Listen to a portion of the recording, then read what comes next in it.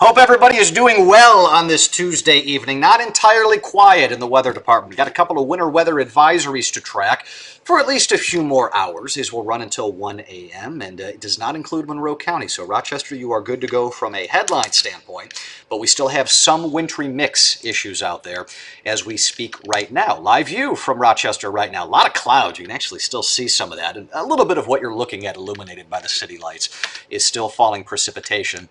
And there will be more of that still yet to come. View along the thruway here tonight. We're watching places like Batavia, for example, only because over the course of the last few hours, mainly into the afternoon, we've had a very light report of freezing drizzle or two through parts of Genesee County that has resulted in some slick travel in that general part of western New York. Updated snowfall totals on the season. So what you're looking at here, the numbers on the left, how much snow we've gotten up to this point this season. The number on the right is whether that is above or below normal on this date. And we are, what now, January 12th. So Buffalo's in second place here on this map, but even them, they're more than a foot under normal. Rochester, minus 27 inches. You think that's bad. Even though we have less snow than Syracuse, their difference below normal is the most significant, almost 40 inches under where you would expect to be average for this time of year. You take away that one epic Binghamton snowstorm a few weeks back, and most all of New York is running a pretty significant snow drought. But there you go. We got some snow that's on radar. We caution you again with the notion that not all of this is snow.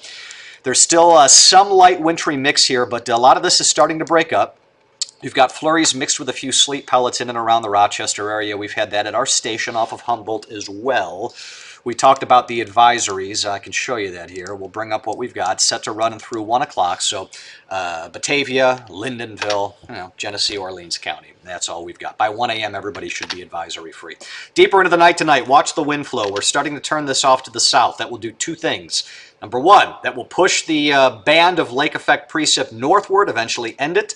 Number two, it'll pop everybody above freezing by the afternoon tomorrow. I think we get close to 40 tomorrow. Should be a pretty nice day. Mostly cloudy skies, but there could be a few breaks by the afternoon for at least a ray of sunshine or two, which would be nice. Otherwise, I think the rest of the week here is otherwise just pretty warm.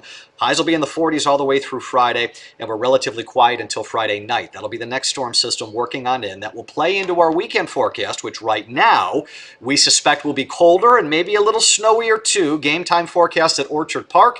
That's an 8:15 kickoff. I think we start near 30 degrees. We could trickle into the upper 20s as that game wears on, but I think the notion that there could be some snow in there will probably be more entertaining than anything else. Check this out. So we went back and we crunched the numbers this season between Josh Allen and Ravens quarterback Lamar Jackson. They've all played a good amount of games here that we would consider cold weather games. Those are games with temperatures at or below 45 degrees, which obviously this weekend will very much qualify. In fact, I think this weekend's probably the coldest game either of these guys have played this season. They've both done really well. Both the Bills and the Ravens this season in cold weather games have yet to lose. The Bills are 5-0, the Ravens are 6-0. And it's so interesting between these two guys because they're both considered scrambling quarterbacks, guys who can run. Josh Allen in cold weather has done most of his damage with his arm. You see the big difference in the passing yards there, whereas Lamar Jackson has done almost all of his damage with his legs. That is an amazing statistic that this guy in cold weather games is averaging close to 100 rush yards a game. That's how you go 6-0. But with regard to Allen, that's how you go 5-0, is you're still able to pass for an average of 250 yards when temperatures are chilly and you can't feel your fingers. This is going to be a fun one, I suspect, this weekend. We've been advertising now for the better part of a few days here that once this system this weekend comes in, we're going to have colder air behind it. That is still very much true. And you see the overall trend. We go up through Friday, and then we slowly start sliding down going into next week. But even there, we got to remember the average high here in middle January in Rochester is freezing.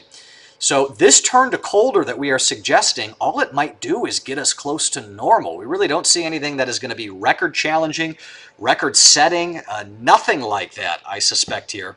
As we start to look at anything beyond the next 7 days or so, we still see evidence that as we go deeper into January and into February, that may continue to change, and it should. That's what climate kind of tells us it will do.